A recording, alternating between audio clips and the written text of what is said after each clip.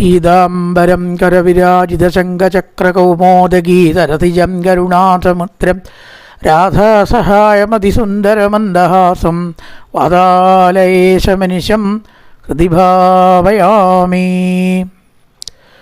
സനാതനധർമ്മസംഹിതകളിലെ വിജ്ഞാന ശകലങ്ങൾ പങ്കുവയ്ക്കാനായിക്കൊണ്ടുള്ള നാദശ്രീ ചാനലിലേക്ക് എല്ലാവർക്കും സ്വാഗതം. ഞാൻ മധുസൂദന വാര്യർ. ഈ ചാനൽ സബ്സ്ക്രൈബ് ചെയ്യാത്തവർ സബ്സ്ക്രൈബ് ചെയ്ത് സഹകരിക്കണമെന്ന് വിനീതമായി അപേക്ഷിക്കുന്നു. ഇന്നലെ പറഞ്ഞൊരധ്യായവും ഇന്ന് പറയാൻ പോകുന്ന അധ്യായം, 2 അധ്യായം കുറച്ച് താത്വികമാണ്.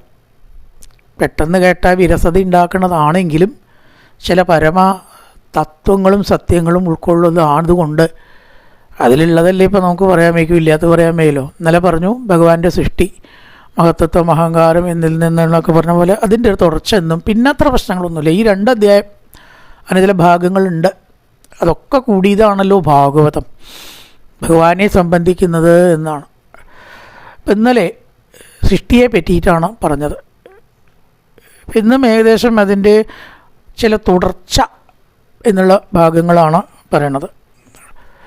ഏതിൽ നിന്ന് എന്തൊക്കെ സംഗതികൾ ഏത് ക്രമത്തിലാണ് ഉണ്ടായത് എന്ന് നമ്മളെ വിസ്തരിച്ച് ബോധിപ്പിക്കുകയാണ്. ബ്രഹ്മാവ് നാരദനോട് പറയുന്ന ബ്രഹ്മനാരദ സംവാദത്തിൻ്റെ തുടർച്ച. ഇന്നലെ അത് തന്നെയാണ് ഉണ്ടായത്. വാചാം വന്യേർമുഖൻ ക്ഷേത്രം ഛന്ദസാം സപ്തദാതവ ഹവ്യകവ്യാമൃതാന്നാനാം ജിഹ്വാ സർവരസസ്യച. നാരദ ആ ഭഗവാനിൽ നിന്ന് പിന്നെ എന്തെല്ലാമാണ് ഉണ്ടായത്? ഇന്നലെ പറഞ്ഞത് അപ്പുറം, അതിനങ്ങട് അല്ലാത്തത് എന്തൊക്കെയാണ് ഉണ്ടായത് പറയണം. കൊലത്താത്തിയാണ് ഈ ലോകത്തിലുള്ളതായ വാക്ക്, അതുപോലെ തന്നെ അഗ്നി, ഇത് രണ്ടും ഭഗവാന്റെ മുഖത്ത് നിന്നുണ്ടായി. ഏതേത് അവയവങ്ങളിൽ നിന്നുണ്ടായി എന്നാണ് പറയുന്നത്. ഏതേത് ഭഗവാന്റെ അവയവങ്ങളിൽ നിന്നുണ്ടായി? വാക്കും അഗ്നിയും മുഖത്ത് നിന്നുണ്ടായി. രണ്ടും ഒരുപോലെയാണ്. അതാണ് ഒരു പുറത്തുനിന്നുണ്ടായത്. വാക്ക്, അഗ്നി വിളക്കൊക്കെ കത്തിച്ചിങ്ങനെ കത്തുമ്പോൾ നല്ല സുഖമാണ് കാണാൻ, അല്ലേ? അല്ലെ, ഭദ്രദീപം ഒരു 5 തിരിയൊക്കെ ഇട്ട് അങ്ങനെ കത്തിച്ചങ്ങനെ കത്തിന് കാണുമ്പോൾ എന്തൊരു രസമായിരിക്കും. പക്ഷെ ആ തീ അങ്ങോട്ട് ആളി പിടിച്ചാലോ മൊത്തം ഭസ്മാക്കും, അല്ലേ? ഇതുപോലെ തന്നെയാണ് ഒരു വാക്ക്. നേരത്തെ വാക്കിൻ്റെ മാഹാത്മ്യം നമ്മൾ പറയാൻ പോണു. വാക്കുകൊണ്ടാണ് ഒരാൾ ബഹുമാന്യനായിട്ട് തീരുന്നത്. അത് നാളത്തെ സുഭാഷിതത്തിൽ അതാണ് കേട്ടോ, രാവിലെ വാക്കിൻ്റെ പ്രാധാന്യമുണ്ട്. അപ്പം അതേ വാക്ക് തന്നെ പഴച്ചാൽ വളരെയധികം അബദ്ധമാവും. അതാണ് സാധാരണ നിലയ്ക്ക് വാക്കുകൾ രണ്ടിനും മതി, വളരെ സൂക്ഷിച്ച് പ്രയോഗിക്കേണ്ടതാണ്. എല്ലാ കാര്യങ്ങളും നേടാനും വാക്കുമതി, എല്ലാം നശിപ്പിക്കാനും വാക്കുമതി. അതാണ് മുഖത്ത് നിന്ന് രണ്ടും ഒരേപോലെ എന്ന് പറയാൻ കാരണം. ഈ ഛന്ദസ് ഉണ്ടായത് വേദങ്ങളാകും. ഛന്ദസ് എന്ന് പറയുന്നൊരു പ്രത്യേക തരത്തിലുള്ള വൃത്തം എന്ന് പറയാം. അത് പാടുന്നതായിട്ടുള്ള ആ ഛന്ദസ്, ഗായത്രി ഒരു ഛന്ദസ്സാണ്. സപ്തധാതുക്കളിൽ നിന്നാണ് ഉണ്ടായത്. ഇനി ഹവ്യം, കവ്യം, അമൃതം മുതലായിട്ടതൊക്കെ ഭഗവാന്റെ നാവിൽ നിന്നും ഉണ്ടായി. പ്രാണനാവട്ടെ നാവിൽ നിന്ന് ഉണ്ടായി. ഓഷധികളൊക്കെ അശ്വിനി ദേവതകളിൽ നിന്ന്, മൂക്കിൽ നിന്നുണ്ടായി ഓഷധികൾ. ഈ അശ്വിനി ദേവതകൾ എന്ന് പറയുന്നത് ദേവവൈദ്യന്മാരാണ്. അവരിൽ നിന്നാണ് ദേവന്മാർ ചികിത്സിക്കുക, അവർ വിധിച്ച വിധിയിൽ കൂടെ. ഒരു 2 ആളുണ്ട് അശ്വിനി ദേവത. നേരത്തെ പറയുണ്ടായി 2 വിശ്വദേവതകൾക്ക് 2 ഉരുള വയ്ക്കുക, തൂവുക ഒക്കെ ചെയ്യുക. 2 ദിക്കിൽ തൂവണം. 2. അത് ഭഗവാന്റെ മൂക്കാണ്, ഘ്രാണേന്ദ്രിയം എന്ന് പറഞ്ഞു. ഘ്രാണേന്ദ്രിയം 2 ഉണ്ട്. 2 അസിയാദ്വാരാണ് അശ്വിനി ദേവതകൾ ഉണ്ടായി എന്ന് പറഞ്ഞത്. അപ്പോൾ ഓഷധികൾ ഘ്രാണേന്ദ്രിയത്തിൽ നിന്നും അശ്വിനി ദേവതകൾ നാസികയിൽ നിന്നും ഉണ്ടായി. അപ്പോൾ ഘ്രാണേന്ദ്രിയവും നാസികയും തമ്മിലുള്ള വ്യത്യാസം എന്താ? ഇന്നലെ പറയുണ്ടായി. അത് അവയവത്തിനാണ് ഘ്രാണേന്ദ്രിയം, അവയവമാണ് നാസിക. ആ ഇന്ദ്രിയമായിട്ട് വരുമ്പോഴാണ് ഘ്രാണേന്ദ്രിയം എന്ന് പറയുക. ഘ്രാണേന്ദ്രിയം പ്രവർത്തിച്ചിട്ടില്ലെങ്കിൽ മൂക്കിന് പ്രസക്തിയില്ല, മൂക്കിന് യാതൊരു വാല്യൂ ഇല്ല. മൂക്ക് എന്ന് പറഞ്ഞാൽ അവയവമാണ്. ഘ്രാണേന്ദ്രിയം എന്ന് പറഞ്ഞാലോ പ്രവർത്തനാത്മകമായ മൂക്ക്. കണ്ണ് എന്ന് പറഞ്ഞാൽ അവയവം, നേത്രം എന്ന് പറഞ്ഞാൽ പ്രവർത്തനാത്മകമായിരിക്കുന്ന കണ്ണ്. ഇപ്പം മരിച്ച ആൾക്ക് എന്തുണ്ടാവും? കണ്ണുണ്ടാവും.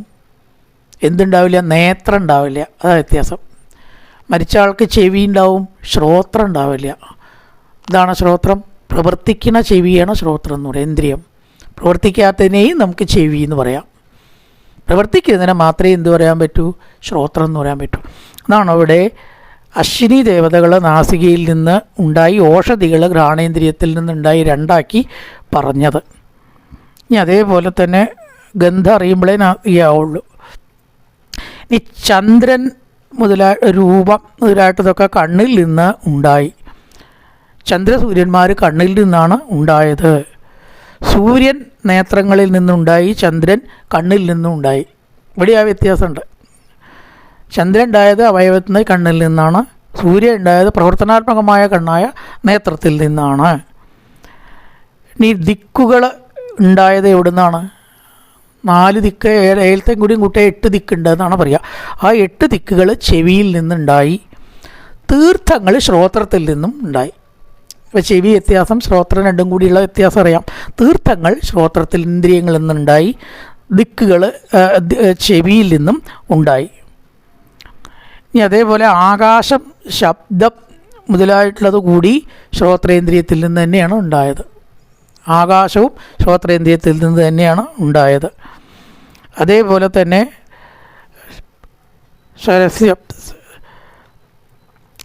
സർവ സാരാംശങ്ങൾ, ചെടികളിലും വൃക്ഷങ്ങളിലൊക്കെ ഉള്ള സാരാംശങ്ങളും ഒക്കെ ഉണ്ടായത് ശരീരത്തിൽ നിന്നാണ്. ഭഗവാന്റെ സർവമായിരിക്കുന്ന ശരീരത്തിൽ നിന്നാണ് എന്ന് പറയുകയാണ്. അതേപോലെ സ്പർശം, വായു മുതലായിട്ടതൊക്കെ ത്വക്കീന്ദ്രിയങ്ങളിൽ നിന്നുണ്ടായി. വൃക്ഷങ്ങളൊക്കെ രോമങ്ങളിൽ നിന്ന് ഉണ്ടായി. മേഘങ്ങൾ തലമുടിയിൽ നിന്നുണ്ടായി. അതുപോലെ ഇഹലോക പരലോകങ്ങളൊക്കെ ത്വക്കിൽ നിന്ന് ഉണ്ടായി. ഇങ്ങനെ വിവിധ അവയവങ്ങളിൽ നിന്ന് വിവിധ രീതിയിലുള്ള സംഗതികൾ ഈ ലോകത്തിൽ ഉണ്ടായി. ബ്രഹ്മാവൊക്കെ ഈ മഹത്വത്തിൽ നിന്ന് അങ്ങനെ പ്രപഞ്ചത്തിൽ ഉണ്ടായി, ഈ കാണുന്നതൊക്കെ എന്ന് പറയുകയാണ്. അതേപോലെ തന്നെ പാദപങ്ങൾ, ചില തരത്തിലുള്ള പാദങ്ങളിൽ നിന്നാണ് കല്ലുകൾ ഉണ്ടായത്. അതേപോലെ കൈ നഖങ്ങളിൽ നിന്ന് 2 തരത്തിലുള്ള നഖമാണ്. കാൽനഖങ്ങളിൽ നിന്ന് കല്ലുണ്ടായി, കൈ നഖങ്ങളിൽ നിന്ന് ലോഹം ഉണ്ടായി. കല്ലുകളുടെയും ലോഹങ്ങളുടെയും കഥയാണ് പറഞ്ഞത്. അതേപോലെ തന്നെ ഭഗവാന്റെ കൈകളിൽ നിന്നാണ് ലോകപാലന്മാരുണ്ടായത്. നടത്തത്തിൽ നിന്ന് ഈ മുഴുവനപ്പെട്ടതായിട്ടുള്ള ഭുവർലോകം ഉണ്ടായി. ഇങ്ങനെ പ്രജാപതി ഭഗവാന്റെ വീര്യത്തിൽ നിന്നുണ്ടായി. അതുപോലെ തന്നെ പാദത്തിൽ നിന്ന് അഭീഷ്ടങ്ങളും ഉണ്ടായി. ഇങ്ങനെ ഭഗവാന്റെ ഓരോരോ അവയവങ്ങളിൽ നിന്ന് ഓരോന്ന് എന്ന ക്രമത്തിൽ ഈ പ്രപഞ്ചം ഉണ്ടായതിനെ കുറേ ശ്ലോകങ്ങളെ കൊണ്ട് വർണ്ണിച്ചിരിക്കുകയാണ്. ഭഗവാന്റെ കീഴ്പ്പെട്ടുള്ളതായ വിസർജനേന്ദ്രിയങ്ങളിൽ നിന്നാണ് യമനും മിത്രനും ഉണ്ടായത്. മിത്രൻ ഒരു ദേവനാണ്. അതേപോലെ ഭഗവാന്റെ ഗുദത്തിൽ നിന്നാണ് ഹിംസ, മൃത്യു മുതലായിട്ടുള്ളത് ഉണ്ടായത്. അസ്ഥികളിൽ നിന്ന് പർവ്വതം ഉണ്ടായി. ഞരമ്പിൽ നിന്ന് നദി ഉണ്ടായി. നേരത്തെ ഞരമ്പാണ് നദി, അസ്ഥിയാണ് പർവ്വതം എന്ന് പറഞ്ഞല്ലോ. മനസ്സിലാക്കിയവർക്ക് ഇത് മനസ്സിലാക്കാൻ വിഷമമില്ല. ഇത് ഉണ്ടായി ക്രിയ ചേർത്ത് പറഞ്ഞു, അത്രയേ ഉള്ളൂ. മറ്റതാണ് എന്ന് പറഞ്ഞു, ഇത് ഉണ്ടായി എന്ന് പറഞ്ഞു. വേറൊരു വ്യത്യാസമില്ല. ആ പറഞ്ഞ സംഗതി മനസ്സിലായവർക്ക് ഇത് അത് തന്നെ. അതുപോലെ തന്നെ ഭഗവാന്റെ വയറ്, ഉദരത്തിൽ നിന്ന്, ഉദരമാണ് സമുദ്രം എന്ന് നേരത്തെ പറഞ്ഞു ഇല്ലേ? ഇപ്പം പറയണു ഉദരത്തിൽ സമുദ്രം ഉണ്ടായി എന്ന് പറയണു, അത്രയേ ഉള്ളൂ. അപ്പോൾ ഉദരം, ഹൃദയം, മനസ്സ് ഇവയിൽ നിന്ന് രസം, സമുദ്രം, പ്രളയം മുതലായിട്ടത് ഉണ്ടായി. അതായത് ഉദരത്തിൽ നിന്ന് സമുദ്രം, ഹൃദയത്തിൽ നിന്ന് പ്രളയം മുതലായിട്ടുള്ളതൊക്കെയും ഉണ്ടായി. ചിത്തത്തിൽ നിന്ന് ധർമ്മം, പ്രജാപതി മുതലായിട്ടതൊക്കെ ഉണ്ടായി. സത്വഗുണത്തിൽ നിന്ന് രുദ്രനും ഉണ്ടായി. അതുപോലെ തന്നെ ഇത്രയും സൃഷ്ടി, ഈ പ്രപഞ്ചത്തിൽ കാണുന്നതൊക്കെ ഭഗവാനിൽ നിന്നുണ്ടായതാണ് എന്ന് വർണ്ണിക്കാനാണ് ഇതൊക്കെയും പറഞ്ഞത്. അതിനൊരുപാടങ്ങനെ പ്രാധാന്യം കൊടുക്കേണ്ട കാര്യമൊന്നുമില്ല. എല്ലാം ഭഗവാനിൽ നിന്നാണ് ഉണ്ടായത് എന്ന് കാണിക്കാൻ വിശദാംശങ്ങൾ പറഞ്ഞു. എന്തിനു വേണ്ടി പറഞ്ഞു? സൂര്യൻ എപ്രകാരമാണ് എല്ലാറ്റിനെയും പ്രകാശിപ്പിക്കുന്നത്, അതേപോലെ ഭഗവാൻ ഇതിനെയെല്ലാം പ്രകാശിപ്പിക്കുകയും ചെയ്യുന്നു. ബ്രഹ്മാവ് പറയണം, നാരദ, നീയും ഞാനും നമുക്ക് മുമ്പേ ഉണ്ടായിട്ടുള്ള അസുരന്മാർ, മനുഷ്യന്മാർ, അപ്സര സ്ത്രീകൾ, യക്ഷന്മാർ, അതേപോലെ സിദ്ധന്മാർ, വിദ്യാധരന്മാർ, ചാരണന്മാർ, ആകാശത്തിൽ വസിക്കുന്ന പ്രാണികൾ, ജീവികൾ, ഗ്രഹങ്ങൾ, അശ്വതി മുതലായിരിക്കുന്ന 27 നക്ഷത്രങ്ങൾ എല്ലാം എന്തൊക്കെ ഈ പ്രപഞ്ചത്തിലുണ്ടോ സർവം പുരുഷയേവേദം ഭൂതം ഭവ്യം ഭവച്ചയൽ പുരുഷസൂക്തത്തിൽ പറയുന്നതാണത്. അപ്പോൾ പുരുഷസൂക്തം നേരിട്ട് പഠിക്കാൻ പറ്റാത്തവർക്ക് അതിൻ്റെ ഒരു ചെറിയ അറിവുണ്ടാവട്ടെ എന്ന് വെച്ചിട്ടാണ് ഈ ഭാഗം പറഞ്ഞത്. ഈ ലോകം മുഴുവൻ പുരുഷനാണ്. ആ ഭഗവാൻ തന്നെയാണ്, പരമാത്മാവാണ് ഈ 14 ലോകങ്ങളും. സർവം പുരുഷ ഏവേദം ഭൂതം ഭവ്യം ഭവച്ചയത്. ഉണ്ടായതും ഉണ്ടാവാൻ പോണതും ഇപ്പോൾ ഉള്ളതും ആയിട്ടുള്ളത് എന്തൊക്കെയാണോ അതെല്ലാം ഈ ഭഗവാന്റെ ശരീരത്തിൽ നിന്നാണ് ഉണ്ടായത് എന്ന് പറയുകയാണ്. അതുപോലെയാണ് പാദേഷു സർവഭൂതാനി പുംസ്വസ്ഥിതി വിദോ വിദോ അമൃതം ക്ഷേമം അഭയം ത്രിമൂർധനാദായി മൂർധസു. 3 ശിരസ്സുകൊണ്ടാണ് ഈ ലോകത്തിൽ അമൃതവും ക്ഷേമവും അഭയവും എല്ലാവരും അനുഭവിക്കുന്നത്. ഭഗവാന്റെ 3 ഭാഗത്തിൽ നിന്ന് നർത്ഥം. ഭൂമി മുതലായിട്ട് ലോകങ്ങളൊക്കെ പാദങ്ങളായിട്ടാണ് ധരിച്ചിരിക്കുന്നത്. ആ ഭഗവാന്റെ നാശമില്ലാത്ത സുഖം, ക്ഷേമം, മോക്ഷം ഇതൊക്കെയും ഭഗവാന്റെ പാദത്തിൽ തന്നെയാണ് ഇരിക്കുന്നത് എന്ന് പറയാം. ഇനി എന്തൊക്കെയാണ് ഭഗവാന്റെ ശരീരത്തിലുള്ളത്? പാദാസ്ത്രയോ ബഹിസ്ത്വാസൻ. ഭഗവാന്റെ പാദത്തിലിരിക്കുന്ന 3 കാര്യങ്ങൾ പറഞ്ഞു. സന്താനോത്പാദനം നടത്താത്ത 3 ആശ്രമങ്ങളാണ് ഉണ്ടായത്. ഏതൊക്കെയാണത്? ഒന്ന് നൈഷ്ഠിക ബ്രഹ്മചാരി. ബ്രഹ്മചാര്യം തന്നെ 4 തരത്തിലുണ്ടെന്നാണ് പറയുക. അതിലത്തെ എപ്പോഴും വിവാഹം കഴിക്കാത്തവരെ നൈഷ്ഠിക ബ്രഹ്മചാരി എന്ന് പറയുക. നിഷ്ഠയോട് കൂടിയിട്ടുള്ള ബ്രഹ്മചര്യം, അതാണ് നൈഷ്ഠിക ബ്രഹ്മചാരി. അത് ഒരു പ്രത്യേക കാലം കഴിഞ്ഞാൽ ആ ബ്രഹ്മചര്യം മാറ്റിവെക്കാം. നാരദൻ നിത്യബ്രഹ്മചാരിയാണ്. നാരദൻ അതുപോലെ തന്നെ ഭീഷ്മരൊക്കെ നിത്യബ്രഹ്മചാരിയാണ്. കാരണം അവർക്ക് ആജീവനാന്തം സ്ത്രീകളായിട്ട് ബന്ധമില്ല. നൈഷ്ഠിക ബ്രഹ്മചാരി എന്ന് പറഞ്ഞാൽ നിയമപ്രകാരം ബ്രഹ്മചര്യം ഉണ്ടാവും. ചില ഘട്ടത്തിലൊക്കെ അതിൽ നിന്ന് മാറും. ഗൃഹസ്ഥൻ നൈഷ്ഠിക ബ്രഹ്മചാരിയാണ്. സ്വപത്നിയിൽ തനിക്ക് ഭ്രമാവാം. സ്വപത്നിയിലുള്ള താല്പര്യം ഉണ്ടാവുക, അത് ബ്രഹ്മചര്യം നോക്കേണ്ടതില്ല. അത് ചെയ്താലും അവൻ ബ്രഹ്മചരി തന്നെയാണത്രേ. സ്വപത്നിയിൽ ബ്രഹ്മചര്യം ലംഘിച്ചാലും ഗൃഹസ്ഥൻ ബ്രഹ്മചാരിയാണ്. പക്ഷെ പരസ്ത്രീകളെ മോഹിച്ചാൽ അവൻ ബ്രഹ്മചാരി അല്ലാണ്ടാവും. അതാണ് നൈഷ്ഠിക ബ്രഹ്മചാരി എന്ന് പറയാം. അങ്ങനെ ഒരു വ്രതകാലത്ത് എടുക്കുന്ന ബ്രഹ്മചര്യത്തിനെയാണ് കാലത്തിനനുസരിച്ചിട്ടുള്ള ബ്രഹ്മചര്യം എന്ന് പറയാം. ഇപ്പോൾ 41 ദിവസം വ്രതം എടുക്കണു, അത് വേറെ തരത്തിലുള്ള ബ്രഹ്മചര്യമാണ്. ഈ ആശ്രമത്തിൽ നിൽക്കുന്നതായിട്ടുള്ള ബ്രഹ്മചര്യമാണ് സന്യാസാശ്രമം. അല്ലച്ച ബ്രഹ്മചര്യ ആശ്രമം 25 വയസ്സ് വരേക്കുള്ള കാലഘട്ടം പരിപൂർണ സ്ത്രീ വിഷയത്തിന് വിട്ടു നിൽക്കലാണ്. അത് ആശ്രമപരമായിട്ടുള്ള ബ്രഹ്മചര്യമാണ്. വ്രതം ആയിട്ടുള്ള ബ്രഹ്മചര്യമാണ് 41 ദിവസം പ്രത്യേക കാലഘട്ടത്തിൽ. ഗൃഹസ്ഥൻ സ്വപത്നിയിൽ മാത്രം ആ ബ്രഹ്മചര്യവൃത്തി ലംഘിച്ചാൽ അത് ബ്രഹ്മചര്യ ലംഘനം ആവില്ല. അതിനെയാണ് നൈഷ്ഠിക ബ്രഹ്മചാരി എന്ന് പറയാം. പുരുഷൻ്റെ ഗുണങ്ങൾ പറയുന്നിടത്ത് സ്വപത്നിയിൽ താല്പര്യമുള്ളവൻ എന്ന് പറയുന്നുണ്ട്. വേണത്രേ, അത് ഗൃഹസ്ഥൻ്റെ ധർമ്മമാണ്. അത് ചെയ്തില്ലെങ്കിൽ അത് തെറ്റാവുക. അപ്പോൾ ആ സ്ത്രീയെ എല്ലാ രീതിയിലും സന്തോഷിപ്പിക്കേണ്ടത് ഗൃഹസ്ഥൻ്റെ കടമയാണ്. അത് ബ്രഹ്മചര്യ ലംഘനമല്ല. അതിനെയാണ് നൈഷ്ഠിക ബ്രഹ്മചര്യം എന്ന് പറയാം. അത് ഉദ്ദേശിച്ച ദിവസങ്ങളിൽ വ്രതകാലത്തല്ലാതെ സ്ത്രീയുമായിട്ട് ചേരുന്നത് ബ്രഹ്മചര്യം തന്നെയാണ്. ഗൃഹസ്ഥനെ സംബന്ധിച്ച് ഒരിക്കലും സ്ത്രീ വിഷയമില്ലാത്തതിനെയാണ് എന്തു പറയുക? നിത്യബ്രഹ്മചര്യം, നിത്യബ്രഹ്മചാരി എന്ന് പറയും. 4 തരത്തൊക്കെ വലിയ ടേംസാണ്. അപ്പം അതൊക്കെ 3 തരത്തിലാണ് ഇവിടെ പറഞ്ഞത്. ഗൃഹസ്ഥൻ ഒഴികെയുള്ളത് അവിടെ പറഞ്ഞത്. ഗൃഹസ്ഥന് സ്ത്രീസംഘം ഉണ്ടാവും, അല്ലെങ്കിൽ അവൻ ഗൃഹസ്ഥനല്ല. ഇതല്ലാത്ത 3 ബ്രഹ്മചാരിയുടെ, അതായത് ബ്രഹ്മചര്യം, പിന്നെ സന്യാസിയുടെ ബ്രഹ്മചര്യം, ഇങ്ങനെയുള്ള 3 ബ്രഹ്മചര്യം. അത് ബ്രഹ്മചാരി, ഗൃഹസ്ഥൻ, വാനപ്രസ്ഥൻ. വാനപ്രസ്ഥന് സ്ത്രീസുഖം അനുവദിച്ചിട്ടില്ല. അതായത് ഭാര്യയും ഭർത്താവും കൂടി കാട്ടിൽ പോയിട്ട് ജീവിക്കുക, പിന്നെ ഭാര്യയും വേണ്ടാന്ന് വിചാരിച്ച് ജീവിക്കുന്നത് സന്യാസം. അതാണ് വാനപ്രസ്ഥം. വാനപ്രസ്ഥം, ബ്രഹ്മചര്യം, സന്യാസി, ഈ 3 കൂട്ടരുടെ ബ്രഹ്മചര്യം ഉണ്ടായ സ്ഥിതിയാണ് ഇപ്പോൾ ഇവിടെ വർണ്ണിച്ചത്. ഇവരാണ് ശ്രീദീവിചക്രമേ വിശ്വൻ ശാസനാനശമേ ഉബേ. ഈ ലോകത്തിൽ 2 മാർഗങ്ങളുണ്ട്. ഗീതയിൽ പറഞ്ഞു, ഒന്ന് വിവാഹം കഴിച്ച് മോക്ഷം നേടുക, അങ്ങനെ മോക്ഷം നേടാം. പിന്നെ ഒന്ന് വിവാഹം കഴിക്കാതെ ഒറ്റയ്ക്ക് കഴിഞ്ഞുകൂടിയിട്ട് മോക്ഷം നേടുക. ഒന്ന് പ്രവൃത്തി മാർഗം, ഒന്ന് നിവൃത്തി മാർഗം. മനസ്സിലാവുന്നുണ്ടല്ലോ പറയണത് ഇല്ലേ? നമ്മളൊക്കെ പ്രവൃത്തി മാർഗത്തിലാണ്, വിവാഹം കഴിക്കണു, ലൗകിക ജീവിതം നയിക്കണു. പക്ഷേ ഭഗവാനെ വിചാരിക്കുന്നുണ്ട്. ഗൃഹസ്ഥൻ്റെ ധർമ്മമാണ് ഭഗവാനെ വിചാരിക്കുക, അങ്ങനെയുള്ള കാര്യങ്ങൾ ചെയ്യുക. അപ്പം അവനങ്ങനെ ചെയ്താലും മോക്ഷമാണ് കിട്ടുക. പ്രവൃത്തിയൊന്നും ചെയ്യാതെ ഈശ്വരനെ ഭജിക്കുന്ന സന്യാസിമാരെ പോലുള്ളവർക്കും മോക്ഷമാണ് കിട്ടുക. രണ്ട് കൂട്ടർക്കും കിട്ടുന്നത് ഒരേ ഗുണമാണ്. ഇപ്പോൾ ഈ രണ്ട് ആശ്രമങ്ങൾക്കാണ് ഉത്തരായണ മാർഗം, ദക്ഷിണായന മാർഗം. നമ്മൾ ദക്ഷിണായന മാർഗ്ഗക്കാരാണെന്നാണ് പറയുക.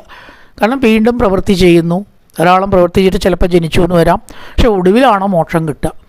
അല്ലാത്തവർ പ്രവൃത്തി ചെയ്യാതെ എല്ലാ കർമ്മത്തെയും വിട്ടു നിൽക്കുന്ന സന്യാസിമാർ, അവരെവിടെ എത്തുക? അവരും മോക്ഷസുഖത്തിൽ തന്നെയാണ് എത്തുക. വേണ്ട പോലെ ഗൃഹസ്ഥൻ തന്നെ ധർമ്മം അനുഷ്ഠിച്ചാൽ അവന് ഈ ഗൃഹസ്ഥാശ്രമധർമ്മം കൊണ്ട് തന്നെ മോക്ഷം തീർച്ചയായിട്ടും കിട്ടും, ഇല്ലേ? കർക്കിടക മാസത്തിൽ അനുഷ്ഠിക്കേണ്ടവ ശീബോധിക്ക് വയ്ക്കൽ, ദശപുഷ്പം വയ്ക്കൽ, മണ്ഡലമാസവ്രതം ആചരിക്കൽ, വൈശാഖ മാസം ആചരിക്കൽ, ഇങ്ങനെയുള്ള ഗൃഹസ്ഥന് പറഞ്ഞിട്ടുള്ള ധർമ്മങ്ങൾ, ഏകാദശി, ഷഷ്ടി മുതലായിട്ടതൊക്കെ നോറ്റ് അവൻ്റെ ഗൃഹസ്ഥാശ്രമത്തിലിരുന്നാൽ അവൻ്റെ ആ ഒരു ധർമാനുഷ്ഠാനം കൊണ്ടും അവനും മോക്ഷം തന്നെയാണ് കിട്ടുക. ഇത് രണ്ടിനും ആസ്പദമായിട്ടിരിക്കുന്നത് ആരാണ്? സർവേശ്വരനായിരിക്കുന്ന ഭഗവാൻ തന്നെയാണ് നാരദ എന്ന് ബ്രഹ്മാവ് പറഞ്ഞു കൊടുക്കുകയാണ്. ഈ ലോകത്തിലുള്ള അനുഷ്ഠാനങ്ങൾക്കും നാഥനായി നിൽക്കുന്നത് ഭഗവാൻ തന്നെ. അവരാണ് യസ്മാദണ്ഡം വിരാട് യജ്ഞേ ഭൂതേന്ദ്രിയ ഗുണാത്മക തദ്ദ്രവ്യമത്യകാത് വിശ്വ ഗോപി സൂര്യ ഇവാതപ. ഇവിടുന്ന് അങ്ങോട്ടുള്ള ഭാഗമാണ് നമുക്ക് ഓർക്കേണ്ട കാര്യങ്ങൾ കേട്ടോ. ഇതൊക്കെ എന്നെ പറഞ്ഞു എന്നേ ഉള്ളൂ, ഓർക്കാൻ വയ്യാത്തൊരു ബുദ്ധിമുട്ടി തലമുണ്ടാക്കണ്ട. ഇവിടുന്ന് അങ്ങോട്ടുള്ളതാണ് തിരിച്ച് മനസ്സിലാക്കേണ്ട കാര്യം. അതെന്താ? സൂര്യൻ എപ്രകാരമാണ് ഈ ലോകത്തിനെ മുഴുവനെ പ്രകാശിപ്പിക്കുന്നത്, അതുപോലെ ഭഗവാൻ ഈ പറഞ്ഞ സർവ്വതിനെയും പ്രകാശിപ്പിച്ചു കൊണ്ടിരിക്കുന്നു. സൂര്യനെ ആരും പ്രകാശിപ്പിക്കുന്നില്ല. ഉണ്ടോ? സൂര്യന് കുറച്ച് ടോർച്ച് അടിച്ചു കൊടുക്കുക, ഒരു ചൂട്ട് കാണിച്ചു കൊടുക്കുക ആരെങ്കിലും ചെയ്യാറുണ്ടോ? സൂര്യൻ അതിൻ്റെ ആവശ്യമില്ല. പക്ഷേ സൂര്യൻ ഉണ്ടെങ്കിലേ ലോകം മുഴുവനെ പ്രകാശിക്കുള്ളൂ. സൂര്യൻ എല്ലാറ്റിനെയും പ്രകാശിപ്പിക്കുന്നു. പക്ഷേ സൂര്യനെ പ്രകാശിപ്പിക്കേണ്ട ആവശ്യമില്ല. ആരും തന്നെ സൂര്യനെ പ്രകാശിപ്പിക്കാത്ത പോലെ ഭഗവാനെ ആരും പ്രകാശിപ്പിക്കുന്നില്ല. ഭഗവാനാണ് ഈ ലോകത്തിനെ മുഴുവൻ ഭൂമി തിരിയുന്നത്, സൂര്യൻ പ്രകാശിക്കുന്നത്, നമ്മുടെ ചൈതന്യം ശരീരത്തിൽ ഉണ്ടാവുന്നത്, കണ്ണ് കാണുന്നത്, ചെവി കേൾക്കുന്നത് എല്ലാം ആ ഭഗവാനാണ് നാരദ എന്നാണ് പറയണത്. അപ്പോൾ ഒരു നിലയ്ക്കും ആ പുരുഷൻ്റെ മാഹാത്മ്യം എല്ലാവർക്കും ഒരേപോലെ മനസ്സിലാക്കാൻ പറ്റുന്നില്ല.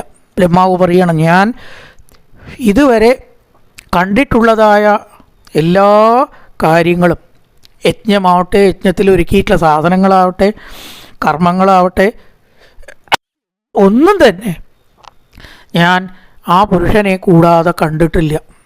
ആ മഹാത്മാവിൻ്റെ സാന്നിധ്യം, ഈശ്വരൻ്റെ സാന്നിധ്യമില്ലാതെ ഒരു സൽക്കർമ്മമോ ആ സൽക്കർമ്മത്തിൽ ഉപയോഗിക്കുന്ന സാധനങ്ങളോ ഞാൻ കണ്ടിട്ടില്ല നാരദ എന്ന് പറയുകയാണ്. എല്ലാറ്റിനും ആ പുരുഷൻ്റെ അവയവങ്ങളിൽ നിന്നാണ് ഞാൻ സമ്പാദിച്ചത്. എല്ലാറ്റിൻ്റെ നാമധേയങ്ങളാവട്ടെ, യജ്ഞത്തിൽ ഉപയോഗിക്കുന്ന പ്രായശ്ചിത്ത കർമ്മങ്ങൾ, ഗതയോ മതയശുദ്ധ പ്രായശ്ചിത്തം സമർപ്പണം. എന്തെങ്കിലും തെറ്റുപറ്റിയാൽ അതിനുള്ളതായിരിക്കുന്ന പ്രായശ്ചിത്തം, ആ യജ്ഞത്തിന് ഒരുക്കേണ്ടതായിട്ടുള്ള സാധനങ്ങൾ എല്ലാം നാരദ ഭഗവാന്റെ ആ സാന്നിധ്യം കൂടാതെ, ഭഗവാന്റെ അവയവങ്ങളിൽ നിന്നല്ലാതെ സമ്പാദിക്കാൻ സാധ്യമല്ല. അതാണ് യജ്ഞാംഗോ യജ്ഞവാഹന യജ്ഞഭൃത് യജ്ഞകൃത് യജ്ഞി യജ്ഞബുക്ക് യജ്ഞസാധന. സഹസ്രനാമത്തിലെ അവസാനമാണ് യജ്ഞം ഭഗവാനാണ്, അത് സമർപ്പിക്കുന്ന ആൾ ഭഗവാനാണ്, ചെയ്യണ ആൾ ഭഗവാനാണ്, സമർപ്പിക്കണ വസ്തുക്കൾ ഭഗവാനാണ്, ആ ചെയ്യണ ക്രിയ ഭഗവാനാണ്, എല്ലാം ഭഗവാൻ തന്നെ എന്ന് പറയുകയാണ്. ഇപ്പോൾ അടക്കം ആ ഭഗവാനെ ഞാൻ പൂജിച്ചു കൊണ്ടേ ഇരിക്കുകയാണ്. അതുപോലെ തന്നെ നാരദ, നിൻ്റെ ഭ്രാതാക്കളായ 9 പ്രജാപതികൾ, ദക്ഷപ്രജാപതി മുതൽക്കൊണ്ട് 9 പ്രജാപതി ഉണ്ട്, നാരദൻ്റെ സഹോദരന്മാരാത്രേ. അവരും ഈ പുരുഷനെ പൂജിച്ചു. ഞാൻ പൂജിച്ചു, നീ പൂജിച്ചു, നിൻ്റെ 8 നീ അടക്കമുള്ള 9 പ്രജാപതികളും ദക്ഷിച്ചു. അതുപോലെ മനുക്കൾ, മുനികൾ, പിതൃക്കൾ, ഇവരും ആ ഭഗവാനെ പൂജിച്ചു. ചുരുക്കം, ഏതൊരാൾക്ക് ബുദ്ധിയുണ്ടോ, ഏതൊരാൾ ബുദ്ധിമാനാണോ, അങ്ങനെയുള്ളവരെല്ലാം ഈ ഭഗവാനെ പൂജിച്ചവരാണ് എന്ന് പറയാൻ വേണ്ടിയിട്ടാണ് അതൊക്കെ പറഞ്ഞത്. നാരായണേ ഭഗവതി തരിതം വിശ്വമാഹിതം ഗൃഹീതമായൊരു ഗുണ സർഗാദാവഗുണസ്വതാ. ആ മായാഗുണങ്ങൾ ഒട്ടും തീണ്ടാത്ത ഭഗവാൻ. നമുക്കൊക്കെ മായ ഉള്ളൂ, ഭഗവാനാണ് മായ എന്ന് പറഞ്ഞത് തീരെ ഇല്ല. പക്ഷേ ആ മായാഗുണത്തെ സ്വീകരിച്ചിട്ടാണ് സൃഷ്ടി നടത്തുന്നത് കേട്ടോ. അത്ഭുതമല്ലേ? ഒട്ടും മായ ഇല്ലാത്തതായിരിക്കുന്ന ഭഗവാൻ മായയെ സ്വീകരിച്ചിട്ടാണ് സത്വഗുണം ആയിട്ട് രക്ഷിക്കുക, രജോ ഗുണമായിട്ട് സൃഷ്ടിക്കുക, തമോ ഗുണമായിട്ട് സംഭരിക്കുക. അങ്ങനെ മായ ഇല്ലാത്തതായിരിക്കുന്ന ഭഗവാൻ ഗൃഹീതമായ ഒരു മായയാകുന്ന ഗുണങ്ങളെ സ്വീകരിച്ച് ലോകത്തിൻ്റെ സൃഷ്ടിസ്ഥിതി സംഹാരങ്ങൾ നടത്തുന്നു എന്ന് പറയുകയാണ്. അതുപോലെ തന്നെ ആ ഈശ്വരൻ പ്രേരിപ്പിക്കപ്പെട്ടതായിട്ട് ഈശ്വരൻ്റെ ഇച്ഛപ്രകാരം ഞാനായിരിക്കുന്ന ബ്രഹ്മാവ് ലോകത്തെ സൃഷ്ടിക്കുന്നു. സൃജാമി തന്നിയുക്തോ അഹം എന്ന് പറഞ്ഞാൽ ആരാണ്? ബ്രഹ്മാവായ ഞാൻ സൃഷ്ടിക്കുന്നത് ആ ഭഗവാന്റെ പ്രേരണ കൊണ്ട് ഒന്ന് മാത്രം ആണ് എന്ന് പറയുകയാണ്. ഹേ നാരദ, ഇപ്പോൾ നീ എന്നോട് ചോദിച്ച പ്രകാരത്തിലുള്ള ഏതൊക്കെ ഭഗവാനിൽ നിന്നുണ്ടായി? എല്ലാം ഭഗവാൻ, ശരിക്കും അതാണ് പറയുക വേണ്ടല്ലോ, എല്ലാം ഭഗവാനിൽ നിന്നുണ്ടായി. ഏതൊക്കെയാണെന്നൊന്ന് വിസ്തരിച്ചു, അത്രയേ ഉള്ളൂ. അത് താത്വികമായിട്ട് പറയുമ്പോൾ അങ്ങനെ പറയണല്ലോ. എല്ലാം ഈ ഭഗവാനിൽ നിന്നാണ് ഉണ്ടായത്. ഞാൻ ഈ പറഞ്ഞതൊക്കെ പരമസത്യങ്ങളാണ്. നഭരതീമേങ്ക മൃഷോപലക്ഷ്യതേ.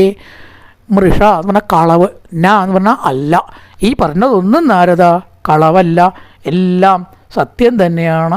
ആ ഭഗവാനെ ഭക്തിയോട് കൂടിയിട്ട് ആരാധിക്കുന്നു എല്ലാവരും.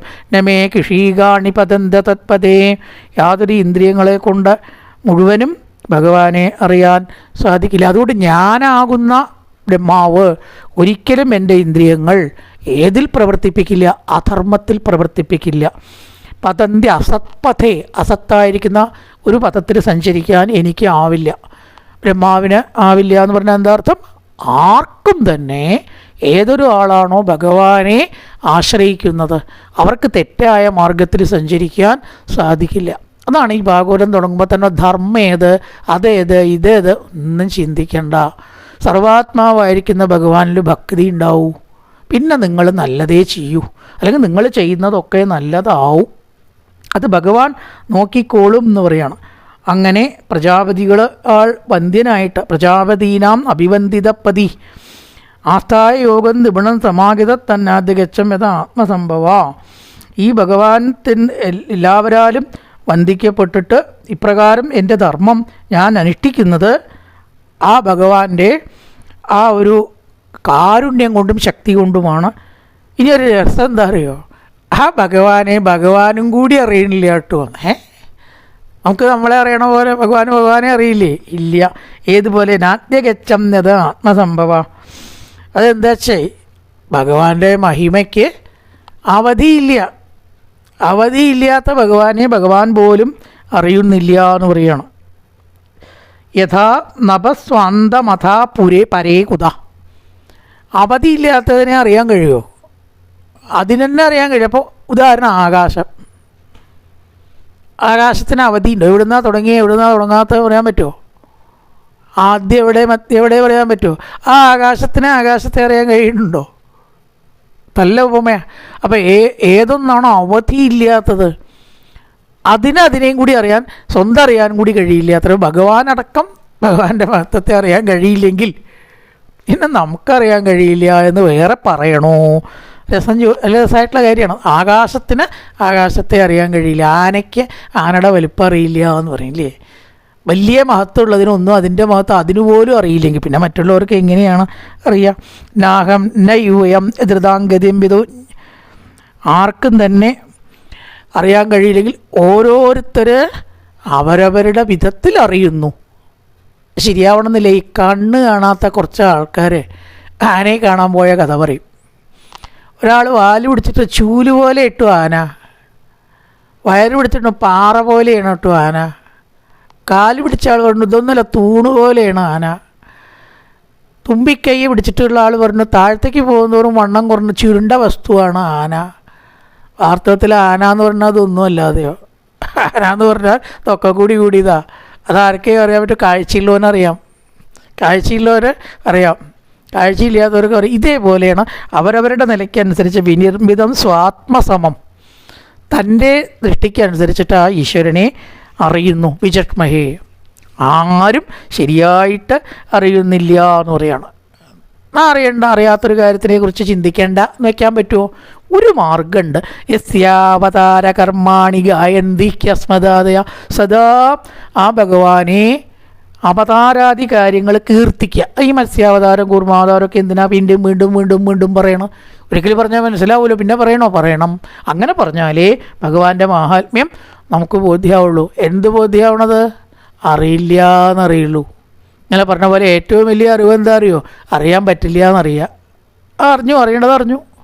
അറിയാൻ പറ്റാത്തതാണ് എന്ന അറിവ് ഉണ്ടാവാനാണ് യസ്യാവതാര കർമാണി ഗായന്തി അസ്മദാദയ ഞങ്ങളെപ്പോലുള്ളവർ, ബ്രഹ്മാവിനെ പോലുള്ളവർ ആ ഭഗവാന്റെ മാഹാത്മ്യം സദാ വാഴ്ത്തുന്നു. അപ്പോൾ നമുക്ക് മനസ്സിലാവും, നമുക്ക് മനസ്സിലാക്കാൻ കഴിവുള്ളതിൻ്റെ അപ്പുറത്താണ്. അറിഞ്ഞാൽ മതി. നമുക്കറിയാൻ കഴിയില്ല എന്നറിഞ്ഞാൽ അത് തന്നെയാണ് ഭഗവാനെക്കുറിച്ചുള്ള ഏറ്റവും നല്ല അറിവ്. അങ്ങനെ ആത്മാനം ആത്മാവ് കൊണ്ട് തന്നെ തന്നിൽ സൃഷ്ടിക്കുന്നു ഭഗവാൻ സൃഷ്ടിക്കുന്നത് തന്നെ തന്നെയാണ്. ഈ പ്രപഞ്ചം മുഴുവൻ താൻ തന്നെയാണ്, വേറൊന്നിനെയല്ല സൃഷ്ടിക്കുന്നത്. തന്നെ തന്നിൽ തന്നെ താൻ ആയിട്ട് സൃഷ്ടിക്കുന്നു. ഇങ്ങനെയുള്ള അറിവിനെയാണ് മായാബന്ധമില്ലാത്തതായിരിക്കുന്ന ആ ഭഗവാനെ ജ്ഞാനം കൊണ്ട് അറിയും. യുക്തി കൊണ്ട് അറിയാൻ കഴിയില്ല. നമ്മുടെ യുക്തി കൊണ്ടൊന്നും ഈശ്വരതത്വത്തെ അറിയാൻ കഴിയില്ല. അറിവ് കൊണ്ട്, ഭഗവാന്റെ അനുഗ്രഹം കൊണ്ട് അറിയാൻ കഴിയും.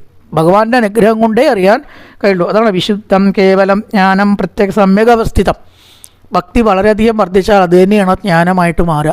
ദൈവാനുഗ്രഹം കൊണ്ട് ഹൃദയത്തിൽ പ്രകാശിക്കുന്ന ഒന്ന് ജ്ഞാനം കൊണ്ടേ ആ ഭഗവാനെ അറിയാൻ കഴിയും. യുക്തി കൊണ്ടോ ശാസ്ത്രം കൊണ്ടോ നമ്മുടെ അറിവ് കൊണ്ടോ ഒന്നും അറിയാനായിട്ട് സാധിക്കില്ല എന്ന് പറയുകയാണ്. അങ്ങനെ വിരാട് സ്വരാട് ശ്രാസ്നു ചരിഷ്ണു പൂന്ന, അഹങ്കാരമാണെങ്കിലും വേറൊന്നാണെങ്കിലും ഭൂതമാണെങ്കിലും ദ്രവ്യം വികാരം ഇതെല്ലാം ആ ഭഗവാനിൽ നിന്ന് തന്നെ ഉണ്ടായതാണ് എന്ന് പറയുകയാണ്.